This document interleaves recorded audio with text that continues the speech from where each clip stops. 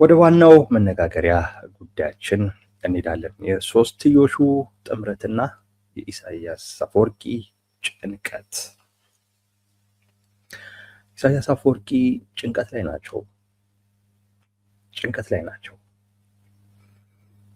እንዳለ የሚያደርጉት እንቅስቃሴ በሙሉ ኢሳያስ አፈወርቂ ጭንቀት ውስጥ መሆናቸውን የሚያሳይ ነው፣ የሚያስረዳ ነው። ዛሬ ወደ ሪያድ ሄደዋል፣ ሳውዲ አረቢያ ላይ 4 ቀን ቆይታ ያደርጋሉ። ከዚህ ቀደም እንደምታስታውሱት በአጭር ጊዜ ውስጥ ከሳምንታት በፊት ማለት ነው ግብጽ ላይ 5 ቀን ቆይተው ነበር። ከዛ በኋላ ሱዳን ላይ እንደዚህ አይነት ችግር ያለበት ሀገር ላይ 2 ቀን ቆይተው ነበር። ዛሬ ደግሞ ሪያድ ወይንም ሳውዲ አረቢያ ላይ 4 ቀን ሊቆዩ ወደ ሳውዲ ሄደዋል። የሚቆዩበት ጊዜ እውነት ለመናገር ለኔ የጭንቀታቸውን ነገር ነው የሚያሳየው።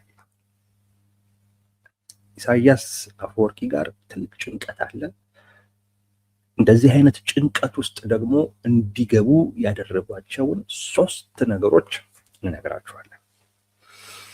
አንድም ትንሽ እዛው ኤርትራ ውስጥ ካለው ውጥረት ራቅ ብለው ትንሽ ጊዜ ለማግኘት ነው። 2ም እዛ የሚሰጉት የሚጠራጠሩት ነገርም ስላለ ከዛ ለመሸሽ ብለው ነው እንጂ በሁለትዮሽ ግንኙነት ይሁን ለማውራት እውነት ለመናገር 5 ቀን 4 ቀን በጣም ብዙ ነው። ግን አይ ቲንክ ኤርትራ ውስጥ ያለው ነገር አንድ በጣም ጥርጣሬ ይፈጥርባቸዋል፣ 2 ጭንቀት ይፈጥርባቸዋል እና በእንደዚህ አይነት አጋጣሚዎች ትንሽ ከዛም ራቅ የማለት ፍላጎት ያላቸው ይመስለኛል። ለዛ ይመስለኛል የጉብኝታቸው ጊዜ የሚረዝመው። ምናልባት ከጤናም ጋር ያለ ችግር አለ። እንደዚህ አይነት ውጥረት፣ እንደዚህ አይነት ጭንቀት በሚኖርበት ጊዜ ደግሞ እነዚህ የጤና ችግሮች የበለጠ ከፍ ብለው ይታያሉ። ስለዚህ እግረ መንገድም የጤናን ጉዳይም ለመከታተል ወይም ሕክምና ለማግኘትም ጭምር ሊሆን ይችላል የጉብኝት ጊዜያቸው የሚረዝመው። ያስገርመኛል ብዙ ጊዜ ለምንድን ነው የጉብኝት ጊዜያቸው የሚረዝመው የሚለው በጣም ነው የሚያስገርመኝ። 1 ቀን በቂ ነው፣ 5 ቀን 4 ቀን ትንሽ የሰፋ ጊዜ ነው እና እሱ ነገር ለምንድን ነው የሚል ጥያቄ ይፈጥርብኛል። ኤኒዌይስ ኢሳያስ አፈወርቂ ቢጨነቁም ሊያስጨንቃቸው የሚገቡ 3 ነገሮች አሉ። ሳውዲ አረቢያ ወይንም ሪያድ የሄዱበት ምክንያት ከነዚህ ጋር የተያያዘ እንደሆነ እንገምታለን። ግብዣው ከሳውዲ አረቢያ የመጣ ግብዣ ነው። ሳውዲ አረቢያ የኤርትራን ወደቦች የመግዛት የመጠቀም ፍላጎት አላት። ተከራይታ በሊዝ ማለት ነው ገዝታ የመጠቀም ፍላጎት አላት። ምናልባት ግብዣው ከዛ ጋር የተያያዘ ነው፣ የምናውቀው ነገር የለም። ሳውዲ አረቢያ በኢትዮጵያና በኤርትራ መካከል ያለውን ውጥረት እንድታለዝብ፣ እንድታደራድር፣ እንድታነጋግር ተልእኮ የተሰጣት ያንንም የተቀበለችና አደራዳሪ ነች፣ አሸማጋይ ነች በሁለቱ ሀገራት መካከል ተብላ የምትጠረጠር ሀገር ነች፣ ወይም የምትጠቀስ ሀገር ነች። ነኝ ብላ ባታቅም ይሸማገላሉ ተብሎ በሚታሰቡ ሀገራቶችን መካከል ሳውዲ እንደዛ ናች ተብሎ ባይመሰከርላትም ግን እንደዛ ተብሎ ይጠቀሳል ብዙ ጊዜ። ከዚህ ጉዳይ ጋር ተያይዞ ይሁን ኢሳያስ አፈወርቂን የጠሩበት ምክንያት አናውቅም። እሱን ወደፊት ግልጽ ሊሆን እንደሚችል በመገመት በዋናነት ግን ኢሳያስ አፈወርቂን አሁን እያስጨነቋቸው ያሉ 3 ነገሮች ምንድን ናቸው የሚለውን እሱን እንነጋገርበታለን። 1 የኤርትራውያን ጉዳይ፣ በተለይ የወጣቱ ጉዳይ ኢሳያስ አፈወርቂን በእጅጉ እያስጨነቀን ያለው። ኤርትራ ውስጥ ያለው ወጣት እንዴት ሊያስጨንቃቸው ቻለ ከተባለ አብዛኛው ወጣት ኤርትራ ውስጥ ጦርነት እንደገና ሊጀመር ይችላል በሚል በብዛት እየሆነ ወደ ሱዳን በብዛት እየሆነ ወደ ኢትዮጵያ የተሰደደ ነው። ጦርነት ውስጥ የሚገባ ከሆነ የጦርነት እሳት እራት ነው የምንሆነው። የጦርነቱ እራት ነው የምንሆነው። ታፍሰን ወደ ጦርነት እንሄዳለን በሚል ስጋት ቤተሰቦችም ያ አይነት ስጋት ውስጥ በመግባት ልጆቻቸውን ወይ ወደ ሱዳን ወይ ወደ ኢትዮጵያ እንዲወጡ እያደረጉ በብዛት ነው የምላችሁ፣ በብዛት። ይሄ ዘገባ የኤኤፍፒ ዘገባ ነው፣ የአጃንስ ፍራንስ ፕሬስ ዘገባ። የራሱን የሆነ ጥናት አካሂዶ የራሱን የሆነ ሜቶዶሎጂ ወይንም ደግሞ የጥናት ዘዴን ተጠቅሞ የደረሰበት ድምዳሜ ኤርትራ ውስጥ ካሉ ከኤርትራ ውጪ ካሉ ኤርትራውያን መረጃዎችን በመሰብሰብ የደረሰበት ድምዳሜ ነው። አሁንም እነግራለሁ። በብዛት ሰው ጦርነትን እናቀዋለን። በተለይ በኢትዮጵያና በኤርትራ መካከል የሚደረገውን ጦርነት በደንብ የምናውቀው በጣም አውዳሚ ነው፣ ብዙ ወጣት የሚያልቅበት ነው። ስለዚህ አሁንም ከሀገር እየወጣን እየተሰደድን ያለነው በዚህ ምክንያት ነው የሚል ነው አብዛኛው ኤኤፍፒ ያነጋገራቸው ወይም መረጃ የሰበሰበባቸው ሰዎች የሰጡት አስተያየት። ወጣቱ አማራጭ ስላለው እየተሰደደ ነው። ከሀገሩ ወጥቶ ድሮም እየተሰደደ እኮ ነው፣ ግን አሁን ደግሞ በተለየ ሁኔታ እዛው ደግሞ ያሉት ደግሞ ትልልቆቹም ሰዎችም ደግሞ ቢሆን ከፍተኛ የሆነ ስጋት ውስጥና ፍርሃት ውስጥ ናቸው።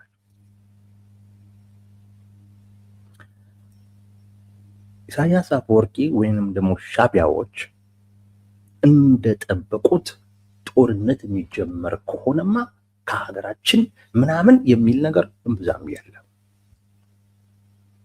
የለም። ብዙ ኢትዮጵያውያን የምንጠብቀው አይነት ስሜት እምብዛም የለም። አንዳንድ የባህር በር አጀንዳን መነሳት ተገቢ አይደለም፣ በዚህን ወቅት ሊነሳ አይገባም ነበር የሚሉ ሰዎች አንድ መከራከሪያ ያቀርቡ። ጠቅላይ ሚኒስትር አብይ አህመድ ይህንን አጀንዳ ወደ አደባባይ በማምጣታቸው ምክንያት ኢሳያስ አፈወርቂ የኤርትራን ሕዝብ ከጎናቸው ማሰለፍ የሚችሉበትን እድል ነው የሰጣቸው የሚል መከራከሪያ ያቀርቡ ነበር። እኔ ያ እድል ለኢሳያስ አፈወርቂ መሰጠቱ አለመሰጠቱም ምን አይነት ትርጉም እንዳለው አይገባኝም። ምናልባት የኤርትራ ወጣት ማህበረሰብ ወይንም ደግሞ የኤርትራ ህዝብ በኢሳያስ አፈወርቂ አስተዳደር ላይ ቅሬታ ውስጥ ገብቶ ኦፍኮርስ ገብቷልም፣ ነገር ግን ተጨባጭ የሆነ የተቃውሞ እንቅስቃሴ እያደረገ ያለ ቢሆን እንደዛ ነገር ቢሆን ኦኬ፣ በዚህን ወቅት ላይ የባህር በር አጀንዳን ማንሳት ሻቢያ የወጣቱን የተቃውሞ እንቅስቃሴ ዳይቨርት ለማድረግ የውስጡን ችግር ወደ ውጪ ለማውጣት ይጠቀምበታል። በተወሰነ ጊዜ ይሄ የተነቃነቀ ያለው የተቃውሞ እንቅስቃሴ ውጤት እንዲያመጣ ስልታዊ በሆነ አይነት መንገድ መደገፍ እንጂ ሻቢያ ወይንም ደግሞ መንግስት ተቃውሞ እንቅስቃሴውን ዳይቨርት ማድረግ የሚችልበትን እድል መፍጠር ፖለቲካሊ ሮንግ ነው ወይም ስህተት ነው ቢባል ትርጉም ይሰጣል። ቅሬታ ውስጥ ያለው የኤርትራ ማህበረሰብ እየተሰደደ ነው ያለው እንጂ የተቃውሞ እንቅስቃሴ እያደረገ አይደለም። ይሄ በሌለበት አይነት መልኩ ወደ ጦርነት ሊሄድ የሚችል አይነት ነገር በመፍጠር ማህበረሰቡ ከኢሳያስ ጎን እንዲሰለፍ ይደረጋል ቢባል እሱ ያን ኢሳያስ አፈወርቂ እንዲህ አይነት እድል እንዳያገኙ ሲባል የራስን አጀንዳ የምትተውበት ምክንያት የለም። ያን እኮ ያ የተቃውሞ እንቅስቃሴ የሆነ አይነት ውጤት ካመጣ የራሴንም አጀንዳ በዛ በኩል ትግሉን በማገዝ የተቃውሞ እንቅስቃሴውን በማገዝ አስፈጽማለሁ ብለህ አስልተህ ነው ልታዘገየው የምትችል። ኢሳያስ አፈወርቂ ተረጋግተው ነው ያሉት። ኤርትራ ውስጥ ቅሬታም ቢኖር ችግርም ቢኖር ተረጋግተው ነው ያሉት። ምንም አይነት የሚያሰጋቸው አይነት የተቃውሞ እንቅስቃሴ የለም። እንደውም ኢትዮጵያ የባህር በር አጀንዳ ማንሳቷ ከሀገሩ ተሰዶ ያለውን ወጣት አደራጅተህ ወደ ሀገሩ መመለስ የሚችልበትን አይነት እድል እንድታመቻችለት ፈቅዷል። እንደውም ከዛ አንጻር ነው ይህን ጉዳይ ለምንድን ያነሳ ነው? ብዙዎቹ ሲገምቱ የነበረው ከባህር በር ጋር በተያያዘ አጀንዳው ሲነሳ ከኤርትራ መንግስት ጋር ውጥረት ሲፈጠር በኤርትራ መንግስት ቅሬታው ውስጥ ገብቶ የነበረው ኤርትራዊ ወጣት ከመንግስት ጎን ይቆማል የሚል ግምገማ ብዙዎች ጋር ነበር። አሁንስ የለም በዛም የተወሰኑ ከሻዕቢያ ጋር ግንኙነት ያላቸው ሰዎች ከራሳቸው ጋር ስለሚያያዝ ብቻ ይንቀሳቀሳሉ እንጂ አብዛኛው እዛ ያለው ነው የምላችሁ ጦርነት ሊነሳ ነው፣ እኛም ወደ ጦርነት ታፍሰን ልንሄድ ነው በሚል ስጋት እየሸሹ ቤተሰብም ያለውን ነገር ሁሉ እየሰጠ እየሸኘ ያለው ይሄ ኢሳያስ አፈወርቂን በእጅጉ እያስጨነቀ ያለ ጉዳይ ነው። የተወሰኑ ጄኔራሎች ምንም እየሞቱ ነው ያሉትና እሱ ራሱ የሚፈጥረው ጭንቀት አለ። የቅርብ ሰው ሲሞት ያንተም ተሬ የደረሰው ነገር ነው የሚመስል። ከዛ ውጪ ተተኪ ደግሞ አለመኖሩ በሰራዊት ውስጥ የሚፈጥረው ደግሞ ፍራስትሬሽንም ደግሞ እንደዚሁ አለ። እነዚህ ነገሮች በጣም ጭንቀት ውስጥ ኢሳያስ አፈወርቂን እየከተቷቸው ነው ያሉት። አሁን ላይ በተወሰነ ደረጃ ይቃወመኛል የሚሉትን የማህበረሰብ ክፍል ወደ ራሳቸው ለመሳብ ሲሉ ኢሳያስ አፈወርቂ የፖለቲካ እስረኞችን መፍታት ጀምረዋል። ታዋቂ የሆኑ የፖለቲካ እስረኞች እነሱን እየፈቱ ያለበት ዋነኛው ምክንያት እነሱን በመፍታት በተወሰነ ደረጃ ያጡትን አይነት ድጋፍ አገኛለሁ ከሚል እና ለዲያስፖራው የተለየ አቅጣጫ ሁሉ እየተሰጠው ነው ያለው። ወጣቱ ጦርነቱን ሊደግፍ የሚችልበትን አይነት ሁኔታ እንዲፈጠር ኢሳያስ አፈወርቂ ይሄ በጣም እያስጨነቃቸው ነው ያለው። ኤርትራ ውስጥ ያለው ሁኔታ አስጨናቂ ነው። ለዛም ይመስለኛል 4 ቀን 5 ቀን ሄደው ትንሽ ከዛ ከሁኔታው ራቅ ማለት የሚፈልጉት ለሁለትዮሽ ግንኙነት በወቅታዊ ጉዳዮች ላይ በሚያገናኟቸው ስትራቴጂካዊ ጉዳዮች ላይ ለመነጋገርና ለመወያየት ብቻ አይመስለኝም። ጭንቀት ነው ዋነኛው ምክንያት። አንዱ ኤርትራ ውስጥ ያለው ህዝባዊ ሁኔታው በሚፈልጉት አይነት ደረጃ ላይ አይደለም። አንዱ ይሄ ነው። ሁለተኛው የውይይት ግፊት ነው። ኢሳያስ አፈወርቂን በጣም እያስጨነቃቸው ያለው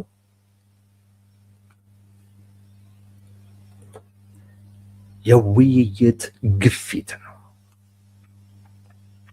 እንደምታውቁት ሻዕቢያ የባህር በር አጀንዳ የኢትዮጵያውያን አጀንዳ አይደለም ብሎ ያምናል። ይሄ በስልጣን ላይ ያለው የኢትዮጵያ መንግስት ተላላኪ ስለሆነ በተላላኪነት የተቀበለው አጀንዳ እንጂ የኢትዮጵያውያን አጀንዳ ነው ብሎ አያምንም። ስለዚህ ከኢትዮጵያ መንግስት ጋር በዚህ ጉዳይ ላይ መወያየት አልፈልግም ባይ ነው። አንድ ከእምነቱ በመነጨ የኢትዮጵያ መንግስት የባህር በር አጀንዳን በተላላኪነት ተቀብሎ እያስተናገደው ያለ እንጂ የራሱ አጀንዳ አይደለም ባይ። ስለዚህ ከኢትዮጵያ መንግስት ጋር በባህር በር ጉዳይ፣ በወደብም ጉዳይ፣ በምንም ከባህር ጋር በተያያዘ ጉዳይ ላይ መነጋገር፣ መወያየት፣ መደራደር ትርጉም የለውም። የራሱ አጀንዳ አይደለም። አስፈላጊ ከሆነ ከላኪው ጋር መነጋገር ይችላሉ። አንድ በዚህ ምክንያት የውይይት፣ የድርድር፣ የንግግር አማራጭን ይገፉታል። ብዙም ይሄ አዋጭ አይደለም ማለት ብዙ ርቀት የሚያስጉዝ አይደለም። በዚህ ምክንያት ማለት ይሄ የሰውን ውስጥ በደንብ አውቃለሁ ማለት አይነት ነገር ነው የሚሆነው። በደንብ ራሱን ከእሱ ከሚያውቀው በላይ ነው ያውቀዋለሁ ማለት የሆነ የትምክህት አይነት ነገር ነው የሚሆነው። ሌሎችን ለማሳመን ብዙ አይረዳም። ባለቤቱ የራሴ ፍላጎት ነው እያለህ ከዛ ውጪ በውይይት በድርድር ሂደት ውስጥ ቢሆን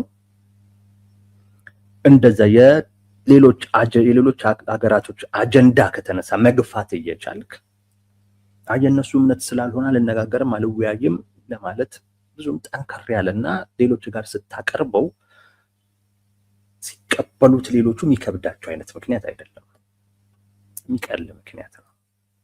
ይሄ ብዙ ስለማያዋጣ ደግሞ ሌላ አንድ ይጨምራል። የኢትዮጵያ መንግስት አቀራረቡ እያቀረበ ያለው የወደብ ጥያቄ አይደለም። ቶታሊ ሉዓላዊ ግዛት ነው እየጠየቀ ያለው። ከኔ ላይ ተቆርሶ ወደ ኢትዮጵያ የሚገባ ግዛት ነው እየጠየቀ ያለው። ለንግድ ዓላማ ሳይሆን ለሚሊተሪ ዓላማ ኔቪ ሊያሰፍርበት የሚፈልገው ጉዳይ ነው።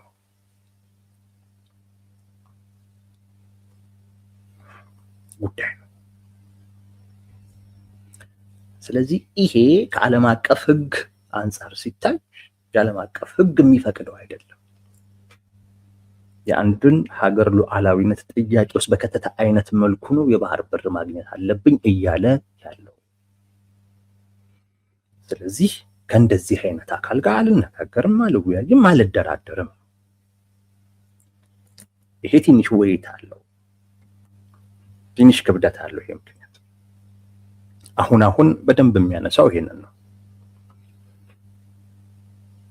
ለንግድ አገልግሎት ከሆነ ሉዓላዊነታችንን ባከበረ አይነት መልኩ ከቀረበ የዓለም አቀፍ ሕግ በሚፈቅደው አይነት መልኩ ተወያይተን ተደራድረን ሆኖን ማድረግ ይቻላል ወደሚል አይነት ነገር እየመጣ ነው ሻዕቢያ። ይሄ ትንሽ ክብደት አለው። የኢትዮጵያ መንግስት እንደማይቀበለው ያውቃል። ግን የኢትዮጵያ መንግስት በዚህ አይነት መልኩ ስላልሆነ እያቀረበ ያለው የዓለም አቀፍ ሕግን በሚጻረር ወረራ በሚመስል አይነት መልኩ ማስፈራራት፣ ዛቻ ባለበት አይነት መልኩ ነው እየጠየቀ ያለው። ስለዚህ አልነጋገርም፣ አልወያይም ይላል። ባልኳችሁ በሁለቱ ምክንያቶች የውይይት፣ የንግግር፣ የድርድር አጀንዳን ይገፋል ሻዕቢያ ይገፋል። የኢትዮጵያ መንግስት ደግሞ እንነጋገር፣ አሸማግሉኝ፣ አወያዩኝ፣ አደራድሩኝ ነገር ነው የሚለው። ያው ማግኘታችን አይቀርም የሚለው ነገር እንዳለ ሆኖ ግን ለዓለም አቀፉ ማህበረሰብ ግን አነጋግሩን፣ አወያዩን ነው።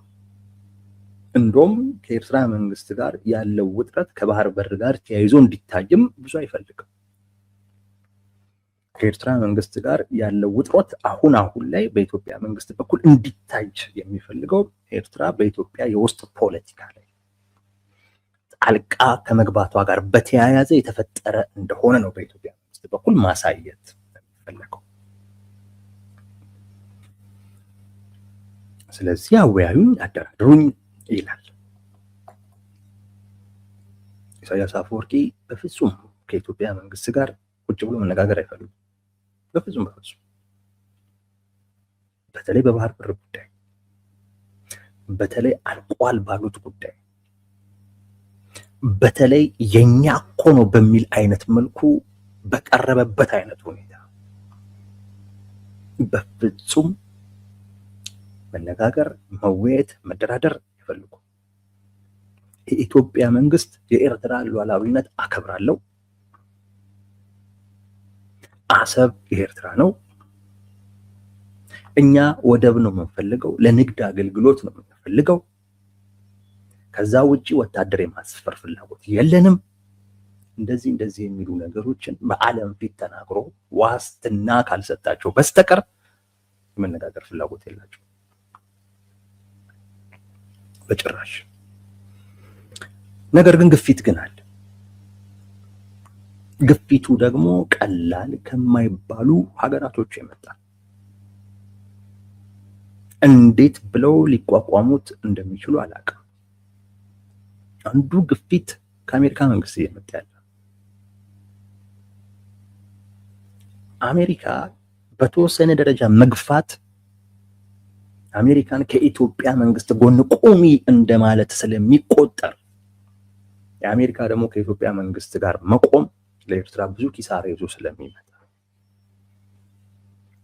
ያን ውጤት እንዳያስከትል አንድ ይጨነቁበታል። ከዛ ውጭ የአሜሪካ መምጫዋ ብዙ ነው።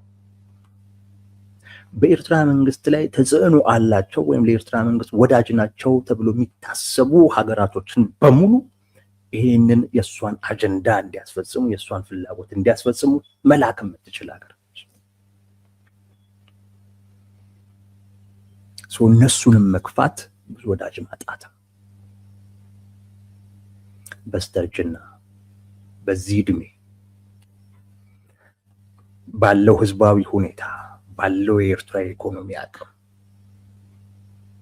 ጥሩ ወቅት አይደለም። ብዙ ወዳጅ ማጣት ዋጋ ያስከፍላል። ይሄ ያስጨንቃችኋል። ኢሳያስ አፈወርቂ ሳውዲ ወይም ሪያድ ዛሬ የሚሄዱበት ምክንያት ከዚሁ ጋር የተያያዘ ይሆናል። ትላንት ተነጋግረናል። የአሜሪካ ናሽናል ሴኪዩሪቲ ኤጀንሲ ስትራቴጂ በሱ ጉዳይ ላይ ተነጋግረናል። ያ ኢትዮጵያ ቢያንስ የመነጋገር የመወያየት የመደራደር እድልን እንድታገኝ የሚፈቅድ ስትራቴጂ ነው አሜሪካ እየተከተለች ያለችው።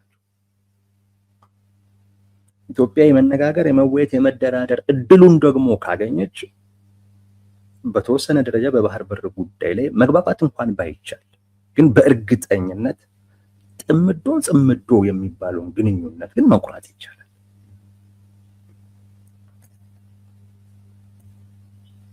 የሆነ ነገር አታጣም። ያ ስትራቴጂ ለኢትዮጵያ መንግስት የመወያየት የመደራደር እድል የሚሰጠው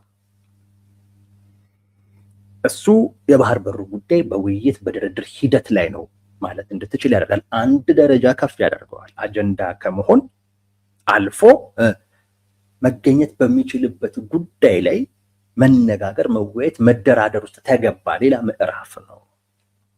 የእድገት ደረጃ ነው። እሱ በዛ ደረጃ ላይ ይቀመጣል። አንድ በሌላ መልኩ ደግሞ ጽምዶ የሚባለውን ግንኙነት ደግሞ መቁረጥ ደግሞ ይቻላል። የአሜሪካ ስትራቴጂ ለኢትዮጵያ ያቀረበው ጥሩ ነገር አለ። ኢትዮጵያን በጥሩ መልኩ ባያቀርባት ትላንት እንዳልኳችሁ ከሶማሊያም ጋር ከኤርትራም ጋር ግጭት ውስጥ የገባች አንድ ሀገር አድርጎ ነው ያቀርባት። ነገር ፈላጊ ጠብጫሪ በጥባጭ አድርጎ እንደዛ አይነት ስሜት ይሰጣል። ቢሆንም ግን እድል ደግሞ እንዳላትም ጭምር የሚያሳይ ሰነድ ነው። በአሜሪካ በኩል ያለው ግፊት በቀጥታም በተዘዋዋሪም በሻዕቢያ ላይ ያለው ግፊት ኢሳያስ አፈወርቂን በጣም እያስጨነቀ በዚህ አይነት ሁኔታ ወደ ውይይት ወደ ድርድር መቀመጥ ማለት ለሻዕቢያ ከሽንፈት እኩል ነው። እንዳልኳችሁ ለኢትዮጵያ የባህር በር ስለፈለክ ብቻ ሄደ የምታገኘው ጉዳይ አይደለም። ሂደት አለው። ቢያንስ አሁን የሀገር ውስጥ ከሀገር ውጪም ያለው ጉዳዩ ይመለከተኛል የሚለው አካል አጀንዳው ማድረግ ብቻ ሳይሆን ኮንሰርንድ የሆነበት ጉዳይ ሆኗል። ማለት የሚያሳስበው ጉዳይ ሆኗል። የኢትዮጵያ የባህር በር ጥያቄ አሜሪካንን ያሳስባል። የኢትዮጵያ የባህር በር ጥያቄ ቀጠናው ላይ ያሉ ሀገራቶችን ያሳስባል። አውሮፓ ላይ ያሉ ሀገራቶችን ያሳስባል። ሩቅ ምስራቅ ያሉ፣ መካከለኛው ምስራቅ ያሉ ሀገራቶችን ያሳስባል። አጀንዳ ከመሆን አልፎ አሳሳቢ ጉዳይ ደረጃ ላይ ደርሷል። ከኤርትራ መንግስት ጋር ደግሞ ቁጭ ብሎ በዚህ ጉዳይ ላይ ደግሞ ቢነጋገር አሁን ደግሞ ምን ሆነ ማለት ነው? መገኘት በሚችልበት ጉዳይ ላይ መወያያ መደራደሪያ ጉዳይ ደግሞ መሆን ችሏል። ሌላ ከፍታ ነው።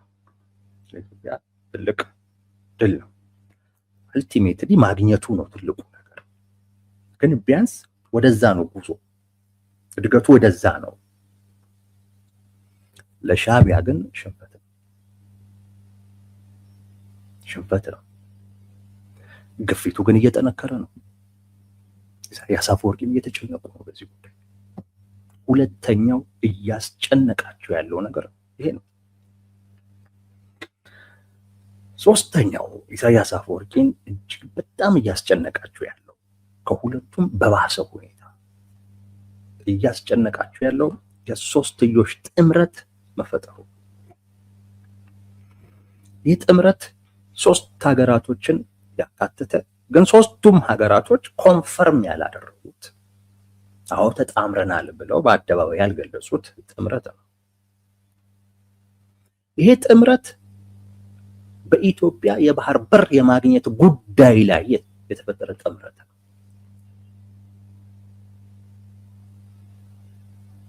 ስለዚህ ባለቤቷ ኢትዮጵያ መኖሯን ማረጋገጥ እንችላለን።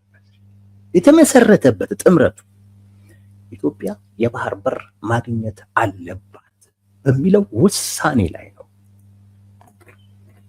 ብታምኑም ባታምኑም ኢትዮጵያ የባህር በር ማግኘት አለባት ሲሉና እንዴት የሚለው ጥያቄ ሲነሳ ቢቻል በሰላማዊ መንገድ፣ በህጋዊ መንገድ ወይም በዲፕሎማሲያዊ መንገድ ካልሆነ ግን በኃይልም ጭምር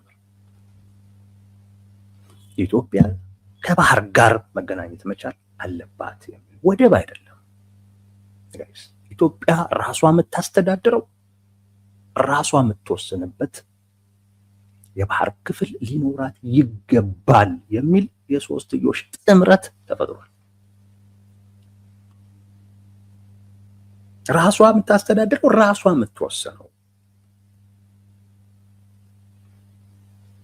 በዚህ ጥምረት ውስጥ አንድ ኢትዮጵያ አለች፣ ሁለት ዩናይትድ አረብ ኤምሬት አለች፣ ሶስት እስራኤል አለች።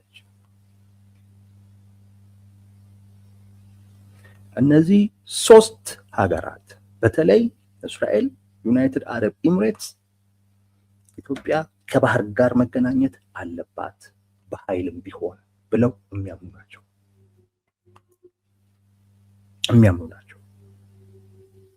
ኢትዮጵያን ከመውደድ አይደለም፣ ለኢትዮጵያ በተለየ አይነት መልኩ ከማሰብ ከመጨነቅ አይደለም፣ ኢትዮጵያ ፍትህ አጥታለች ተጎድታለች ብለው ከመቆጨትም አይደለም። ከራሳቸው ጥቅም ጋር በተያያዘ ከራሳቸው ወቅታዊ ስጋት ጋር በተያያዘ የኢትዮጵያ የባህር በር የማግኘት ጉዳይ ለኛ ትልቅ ጥቅም አለው። ኢትዮጵያ የባህር በር ብታገኝ የኛን ስጋት ከመቅረፍ አኳያ ትልቅ ፋይዳ አለው ብለው አምነው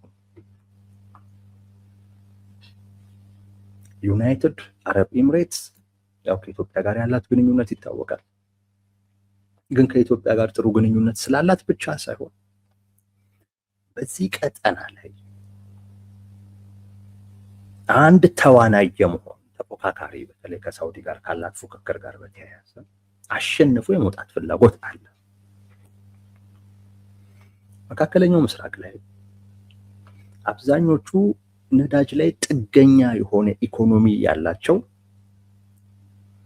አሁን የነዳጅ ፍላጎት በሂደት የሚቀንስ ከመሆኑ ጋር በተያያዘ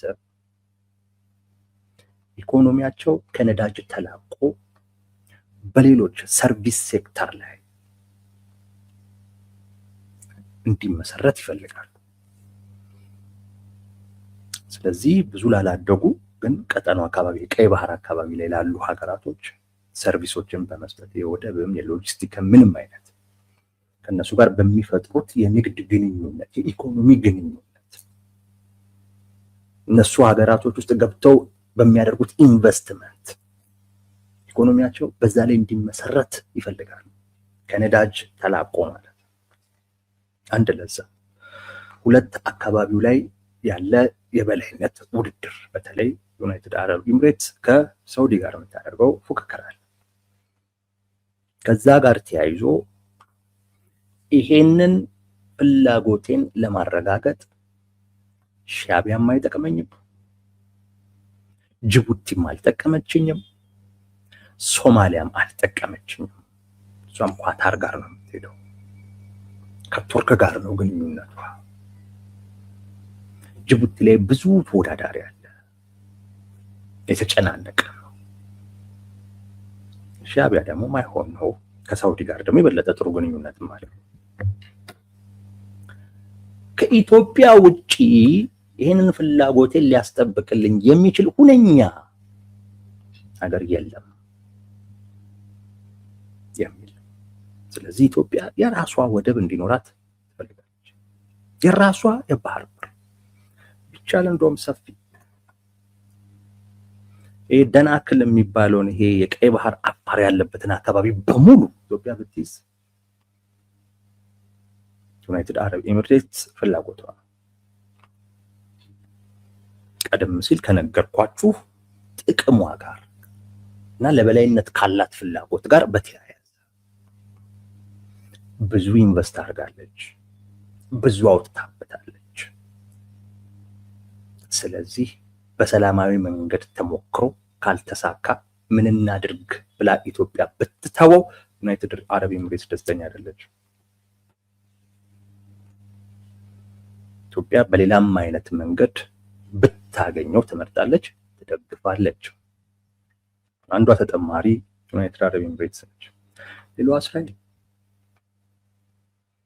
እስራኤል ቀጠናው ላይ ካለ የኢራን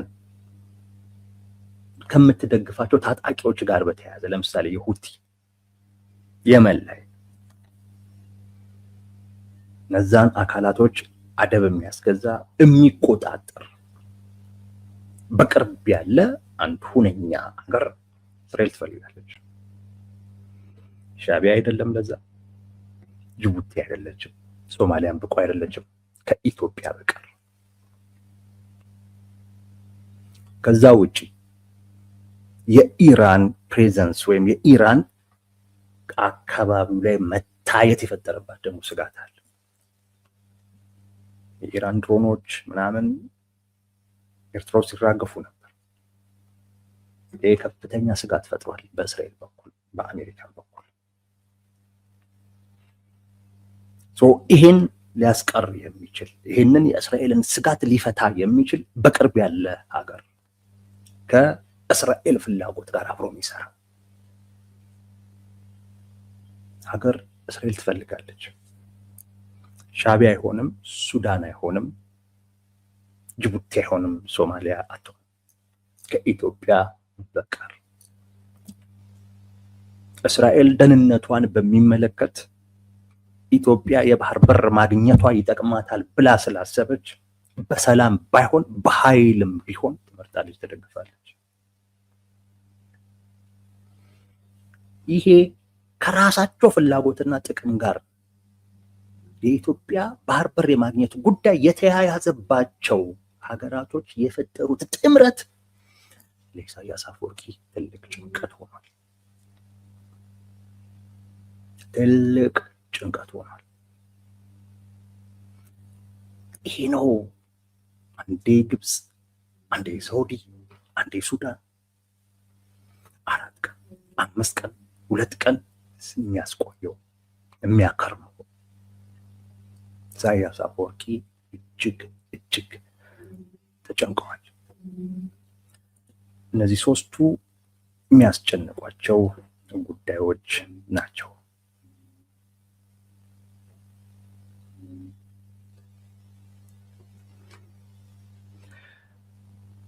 የኢሳያስ አፈወርቂ ጭንቀት ይህንን ይመስላል።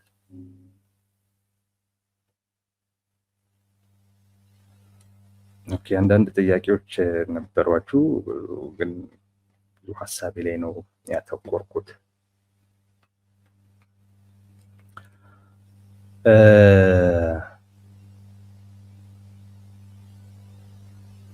እኛ የማን ተላላኪ ሆነን ነው ተላላኪ የሚለን የሚል አንድ ጥያቄ ያለው ይመስለኛል። ስሙን ግን አልያዝኩትም።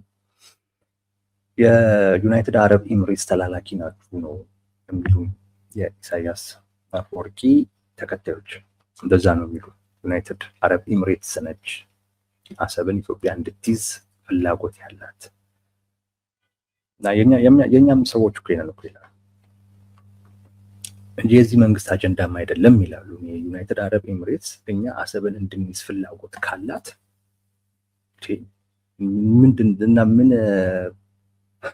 ግርም እኮ ነው የሚለኝ እኮ እንዴ! ዩናይትድ አረብ ኤምሬትስ ኢትዮጵያ አሰብን ብትይዝ እኔ እጠቀማለሁ ብላ ካሰበች በቃ እኮ ከዩናይትድ አረብ ኤምሬትስ ጋር መያያዝ እኮ ነው ያለብህ፣ መጨባበጥ መተቃቀፍ እኮ ነው ያለብህ። ሌላ ነገር እኮ የለውም።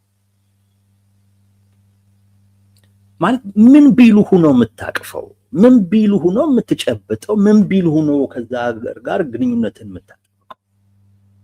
አንዳንድ የኛዎቹ ሰዎች የዩናይትድ አረብ ኤምሬትስ ፍላጎት ምናምን እያሉ ሊመጻደቁ ሲሞክሩ በጣም የሚገርም። ኢትዮጵያ ይሄ ፍላጎት ኖሯት አያውቅም እንዴ? ይሄ የኢትዮጵያ ፍላጎት እኮ አሰብን መያዝ ኢትዮጵያ እኔ የባህር በር አጀንዳን የምደግፈው የባህር በር አጀንዳን መቃወም ራሴን መቃወም ስለሚሆን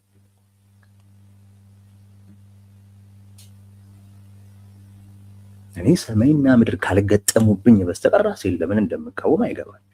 ለምን እቃወም?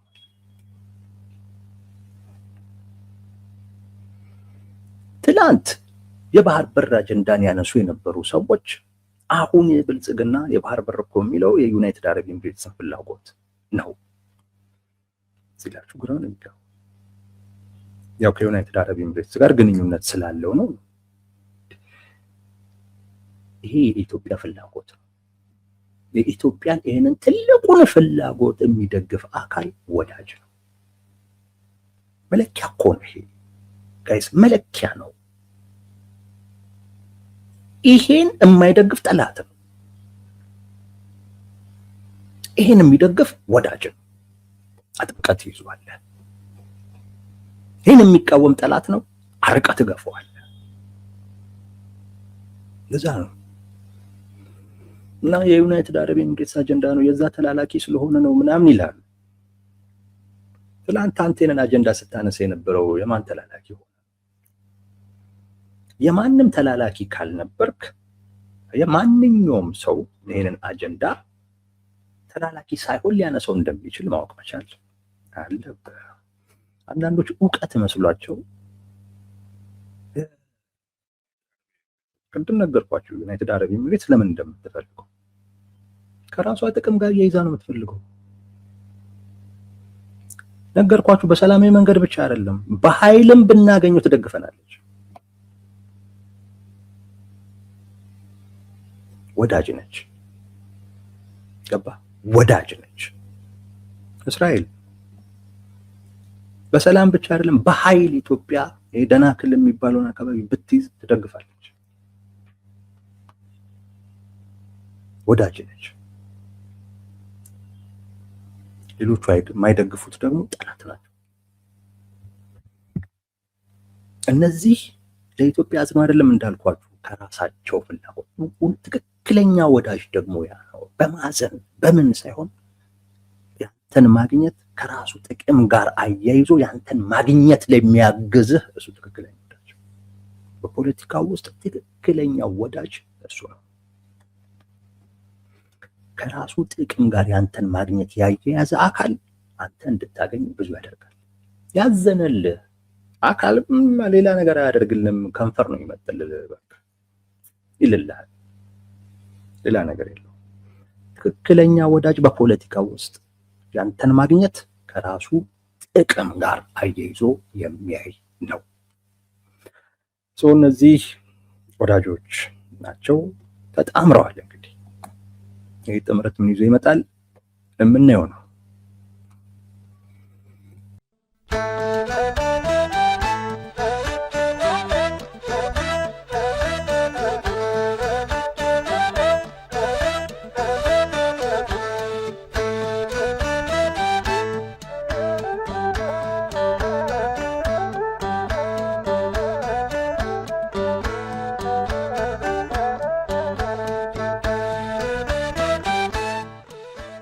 Dios